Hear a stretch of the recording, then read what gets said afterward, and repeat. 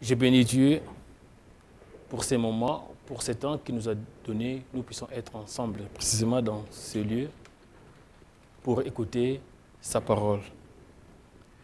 Dieu est tellement bon, il est tellement merveilleux, il nous aime beaucoup. Je vais commencer par faire une prière. Nous allons prier Dieu.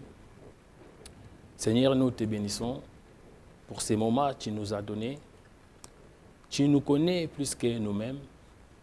Tu connais nos points forts, tu connais aussi nos faiblesses, tu connais aussi nos difficultés. Et c'est pour cela que tu as envoyé ton Fils Jésus pour nous donner de la vie, Seigneur. Nous voulons écouter ta parole. La Bible déclare, j'ai envoyé ma parole les a guéris. Seigneur, toi qui nous connais plus que nous-mêmes, parle. Nous voulons t'écouter. Saint-Esprit, let go. Toute puissance qui ne confesse pas ta Seigneurie, nous les repoussons loin de nos puissants de notre Seigneur Jésus.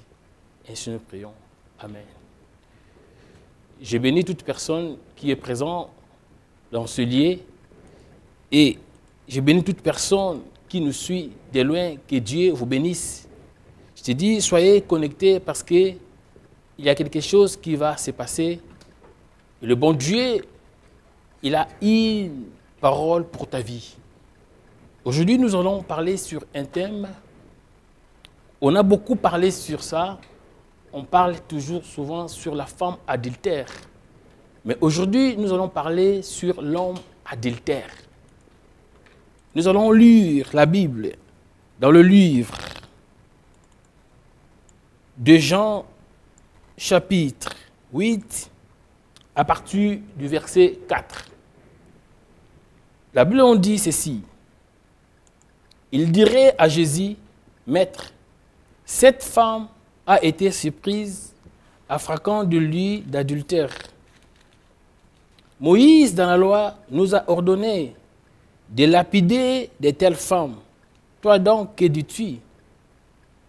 Il disait cela pour l'éprouver, afin de pouvoir l'accuser.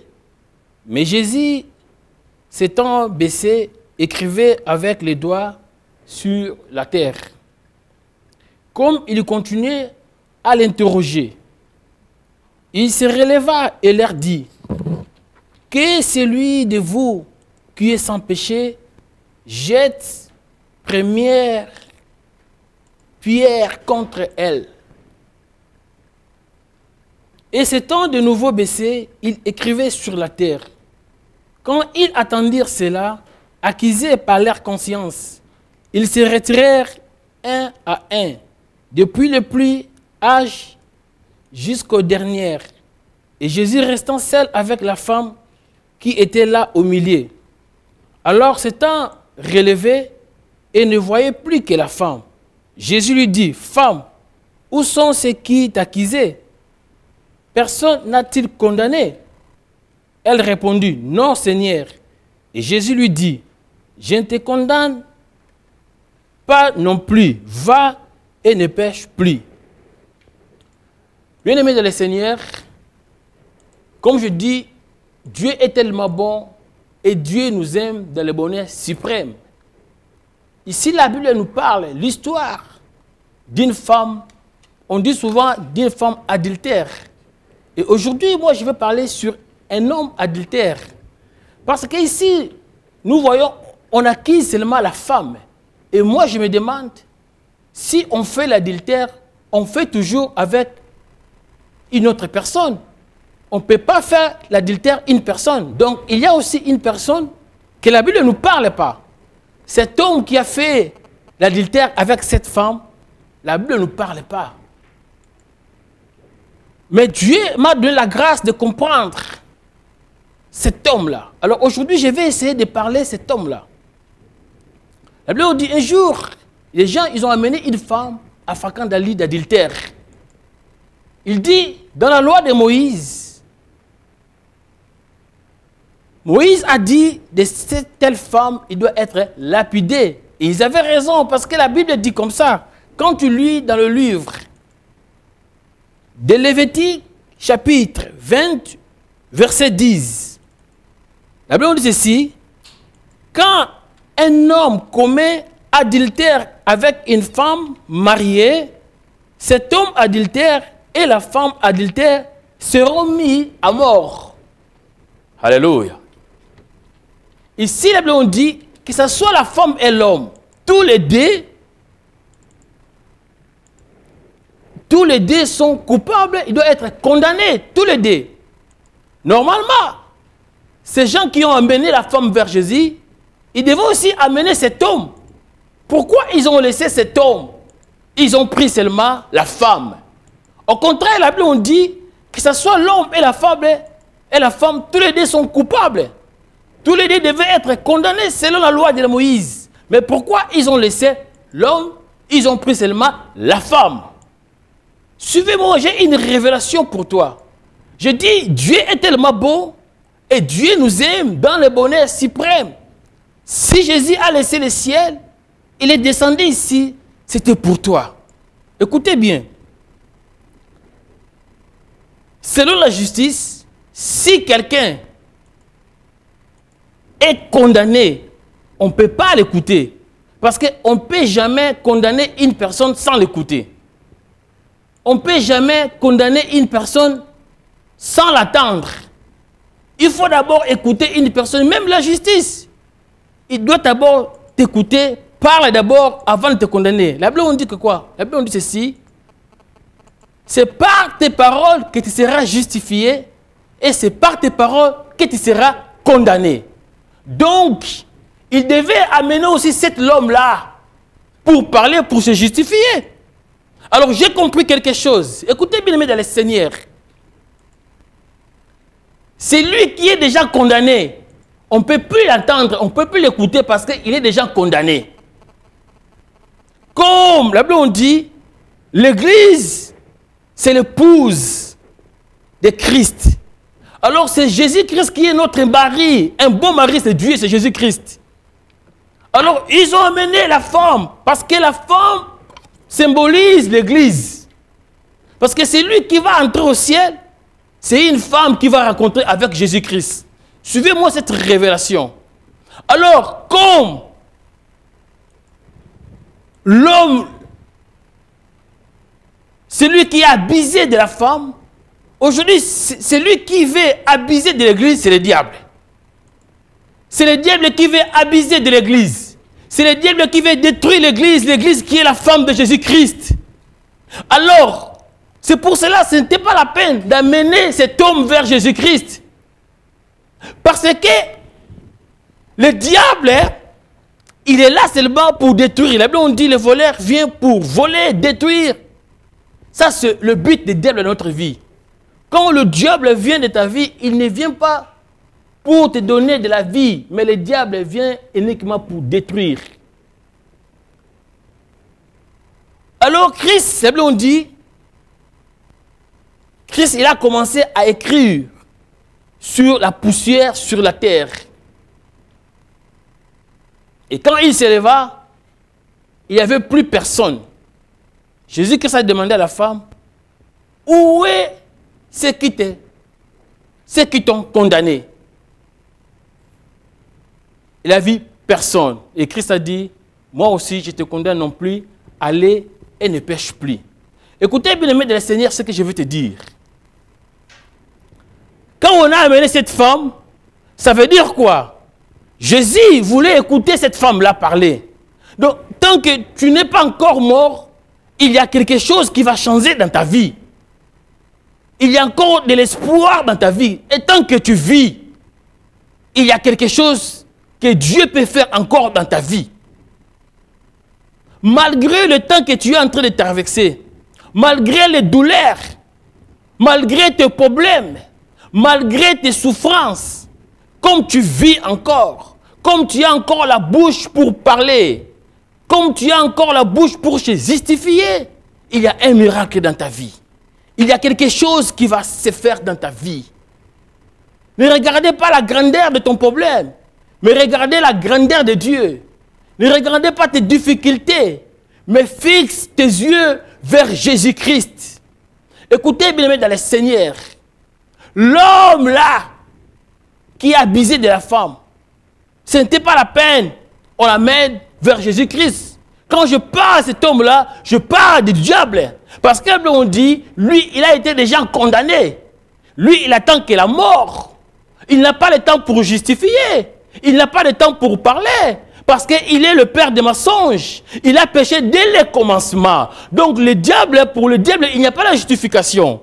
Diable ne peut pas se justifier, ne peut pas parler, parce qu'il attend seulement l'enfer et la mort et sa destruction. Parce qu'il est le diable. Mais toi, il y a encore un temps.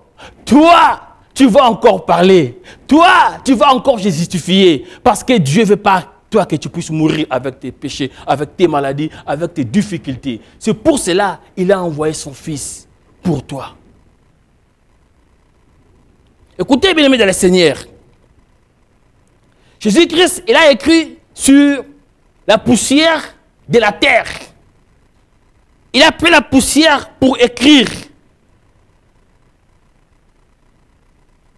C'est lui qui connaît ta valeur. C'est lui qui t'a créé. C'est lui qui ne connaît pas ta valeur, c'est le diable. Comme Dieu ne connaît pas ta valeur, il fait tout pour détruire ta vie. Mais c'est lui qui a compassion. Mais c'est lui qui connaît ta valeur. Mais c'est lui qui t'aime. Mais c'est lui qui veut que tu puisses réussir dans tout ce que tu es en train de faire. C'est lui, quand il te regarde, il a compassion. C'est Jésus-Christ de Nazareth. Quand tout le monde disait, cette femme, on va lapider. Cette femme, on va la tuer. Cette femme, elle mérite d'être lapidée parce qu'elle a commis des fautes. Cette femme, elle mérite d'être lapidée parce qu'elle a commis des fautes, parce qu'elle a commis des péchés, parce qu'elle a une mauvaise vie. Elle ne mérite pas être avec nous. Mais cette femme mérite la mort parce qu'elle a commis des péchés. Il y a des gens qui peuvent parler n'importe quoi pour ta vie, pour ton futur, pour ton avenir. Mais laisse-moi te dire, Jésus n'a encore rien dit pour ta vie. Tout ce que les gens peuvent dire pour toi, tous les chèques, tu vois aujourd'hui, moi je dis les chèques d'aujourd'hui, ça peut être un succès pour demain. Si tu as échoué aujourd'hui, demain tu peux réussir. Si tu avais échoué hier, aujourd'hui, tu peux réussir. Ne regardez pas tes échecs, ne regardez pas tes difficultés, ne regardez pas tes problèmes. Moi, je viens te dire une chose. Il y a quelqu'un qui a payé les prix pour toi. Jésus-Christ qui connaissait la valeur de la femme. Parce qu'elle sait ce qu'il a mis à l'homme. Elle sait ce qu'il a mis à la femme. Il a dit non, moi je ne te condamne plus. Va et ne pêche plus.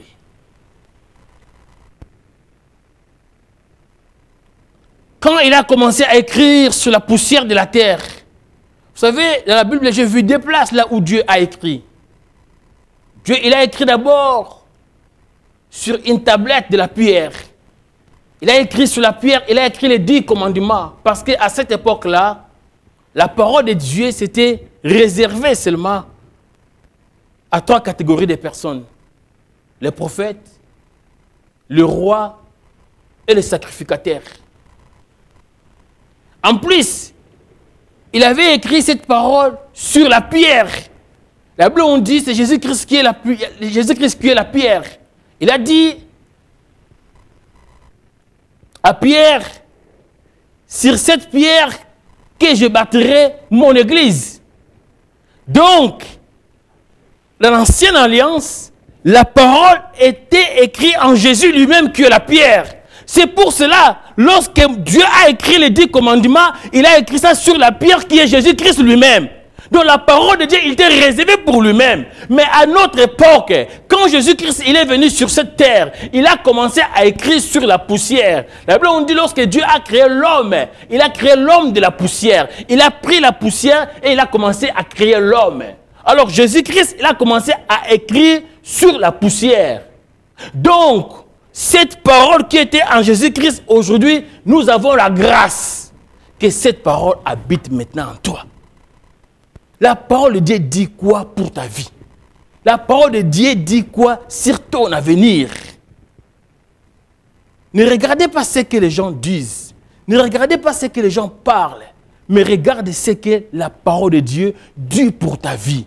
Lui qui connaissait la valeur de la femme, elle a dit que non, moi je ne vais pas laisser cette femme mourir comme ça. Non, Dieu ne te laissera pas. Malgré tes problèmes, malgré tu fais les insomnies, malgré tu ne dors pas, laisse-moi te dire quelque chose. Le Dieu que je sers, il ne te laissera pas mourir avec tes problèmes. Il vient toujours pour te sauver. Il vient toujours pour te guérir. Cette femme, il était prêt pour être lapidé. Il était prêt pour mourir. Mais l'homme de Galilée, il a dit non, moi, je te condamne non plus. Ma sœur, mon frère, je vais te dire une chose. Si tu vis encore, il y a encore l'espoir. Lui ne te condamne pas. Ce qui te condamne, ce qui veut tes malheurs, c'est le diable. C'est le diable qui a abusé de la femme. Parce que quand je parle de la femme, je fais allusion à l'église. La Bible, on dit l'église, c'est l'église qui est la femme du Christ. Alors, quelqu'un qui connaît la valeur, quelqu'un qui connaît le prix qu'il a payé, il ne doit jamais négliger sa femme. Il ne doit jamais abandonner sa femme. C'est comme Jésus-Christ. Il ne peut jamais abandonner l'église. Il ne peut jamais abandonner les hommes. C'est pour cela, moi je dis, il a pris la chair. Il a dit non, je viens moi-même pour sauver mon peuple. Vous savez, moi je dis ceci. On dit, Christ, la parole a été faite chair et habite au milieu de nous. Donc ça veut dire quoi? Au lieu parfois de critiquer, au lieu parfois de dire n'importe quoi pour ton frère, pour ta soeur, essaie seulement de prendre sa place. Dis, si c'était moi. On a l'habitude d'accuser les gens. On a l'habitude de parler pour d'autres personnes. Mais prenez seulement leur place. C'est ça que Jésus-Christ a fait. Il a dit non. La Bible, on dit, la parole a été faite chair. Donc, il a pris seulement la chair, comme on dit, Dieu fait l'homme. Il s'est fait homme pour venir dans cette terre, pour te sauver, pour te guérir. Parce que si il est là au ciel, il dit que je vous aime. Mais on ne voit pas les preuves qu'il nous aime. Il dit je vous aime. On ne voit pas les preuves qu'il nous aime. Mais c'est pour cela, lui, il a dit non, non, non, non, non. Moi, je vais prendre la chair. Je vais souffrir comme eux. Je vais écouter comme eux. Je vais parler comme eux. Vous savez, dans la vie, pour bien dialoguer avec un homme, il faut parler le même langage avec cet homme-là. C'est pour cela, lui, étant que Dieu, il a dit, si je parle toujours dans le ciel, ces gens, ils ne vont pas me comprendre. Alors, je vais prendre leur nature, je vais prendre la chair et je vais parler comme eux. C'est pour cela qu'il a pris la chair, il est descendu pour nous guérir, pour nous sauver. C'est pour cela, quand on a amené la femme, elle a dit que moi, je ne te condamne pas. Il y a encore l'espoir pour toi. Il y a encore une nouvelle chanson à chanter pour toi. Écoutez, bien-aimés, les gens t'ont déjà condamné. Toi-même, tu dis que c'est fini. Toi-même, tu dis non, non, non, non, non, c'est fini pour moi. Mais moi, je te dis quelque chose. Il y a quelque chose qui va commencer bientôt dans ta vie. Il y a quelque chose. C'est pour cela qu'on n'avait pas amené cet homme-là. Parce que le diable, il ne peut plus se justifier. Parce que pour le diable, c'est déjà écrit que lui, c'est l'enfer. Il va aller directement à l'enfer. Mais toi, tu peux encore parler. Mais toi, tu peux encore se justifier. Mais pour toi, il y a encore de l'espoir. Pour toi, il y a quelque chose encore qui doit changer. C'est pour cela qu'on avait laissé le temps à cette femme-là de dire quelque chose. Si tu vis avec tes problèmes, parce que Dieu te laisse le temps de parler, de dire quelque chose. Parce qu'il est là pour te justifier. Il a dû payer le prix pour te sauver, pour te guérir, avec tes problèmes, avec tes difficultés. Écoutez, bien-aimés dans le Seigneur, aujourd'hui, il y a quelque chose qui va se faire dans ta vie. Parce que lui, il était venu pour nous donner de la vie. Il était venu pour nous sauver, pour nous guérir. Il a commencé à écrire. Là où les hommes ont écrit échec, lui, il a écrit c'est la réussite. Là où les hommes, ils ont écrit que toi, ta vie ne changera pas. Lui, il a dit avec moi, ta vie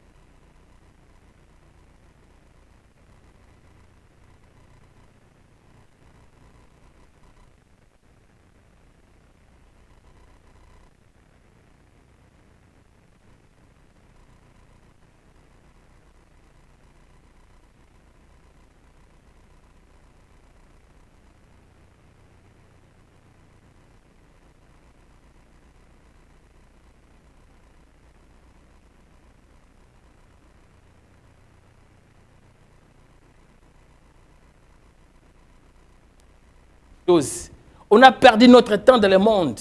Mais quand nous sommes en Jésus-Christ, quand tu es à Jésus-Christ, Dieu est capable de te donner tout ce que tu avais perdu. Si tu avais perdu le mari, Dieu a le mari pour te donner. Si tu avais perdu les enfants, si tu avais perdu l'argent, Dieu est capable. Cessez de regretter chaque fois. Cessez de prier, de pleurer chaque fois. Mais c'est le temps d'adorer Dieu. C'est le temps de louer Dieu. Parce qu'en Jésus-Christ, il y a encore de l'espoir. En Jésus-Christ, il y a encore la vie. Tu n'es pas condamné. Que personne ne te condamne. Que personne dit fini pour toi. Parce que si c'était fini, cette femme-là, elle devait être lapidée. Si cette femme-là, elle avait reçu la grâce, Dieu est capable de te donner aussi la grâce. Si cette femme-là, elle avait reçu la vie au lieu de la mort, Jésus a donné la vie. Dieu est capable de te donner aussi la vie. Il a dit, prenez courage, car j'ai vaincu le monde. Cessez de pleurer. Cessez de faire des insomnies, mais mets ta confiance à la personne de Jésus-Christ, car c'est lui qui donne la vie, car c'est lui qui guérit, car c'est lui le seul qui peut changer ta situation. Tu as beaucoup parlé aux hommes, tu as beaucoup fixé les yeux vers les hommes, mais ta situation n'est pas encore changée. Mais aujourd'hui, je suis venu de te dire, il y a quelqu'un qui a payé le prix pour toi. S'il a sauvé cette femme adultère, il est capable de te sauver. Parce que mon Dieu ne te condamne pas. Mon Dieu n'a pas dit que c'est fini pour toi. Mon Dieu a dit, il y a encore de l'espoir pour toi. Il y a encore l'avenir pour toi. Il y a encore la vie pour toi. Toi qui me regardes, qui pleures. Mais je te dis, cessez de pleurer parce que Jésus a payé pour toi. Cette femme, elle était prête pour mourir. Mais quand elle a raconté Jésus-Christ, il a retrouvé la vie. Tu peux dire qu'elle est finie, mais laisse-moi te dire, ce n'est pas encore fini. Dieu est capable de faire quelque chose. Mon Dieu ne te condamne pas, mais mon Dieu veut te donner de la vie. Si tu es là, il y a des problèmes qui te dérangent. Moi, je vais prier pour toi. S'il a sauvé cette femme, il est capable de te sauver. Tu n'es pas condamné. C'est lui qui est condamné, c'est le diable qui est condamné dès le commencement.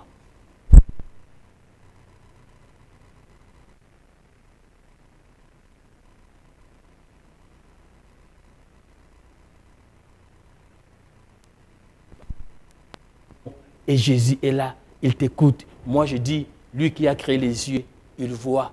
Lui qui a créé les oreilles, il attend. Lui qui a créé la bouche, il parle. Lui qui a créé le main, il opère. Lui qui a créé le pied, il marche. Aujourd'hui, Jésus va marcher, va venir chez toi. Fermez nos yeux, je vais prier pour toi. Seigneur, je bénis ton nom. Tu es tellement merveilleux. Tu es tellement bon. La Bible nous dit, tu as laissé le ciel, tu as laissé les anges, tu as laissé toute gloire. Tu es venu dans ce monde pour nous sauver, pour nous guérir. Je prie pour toute personne qui a suivi ces messages. Je prie pour toute personne qui me suit à ce moment, Seigneur. Je prie pour toute personne. Seigneur, la Bible dit, la main de Dieu n'est pas courte pour guérir. Que tu touches maintenant tes enfants. Malgré tes difficultés, ma sœur, mon frère. Mais le Dieu que je sers, c'est un Dieu miraculeux. Il fait des choses extraordinaires. Qu'il te touche là où tu es dans le nom de Jésus.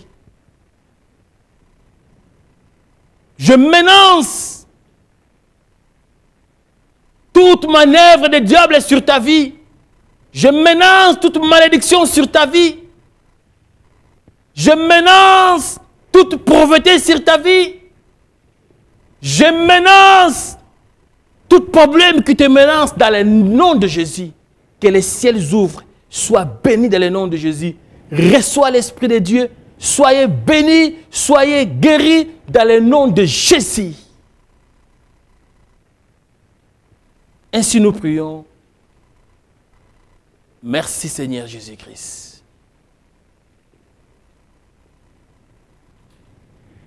Que le bon Dieu vous bénisse.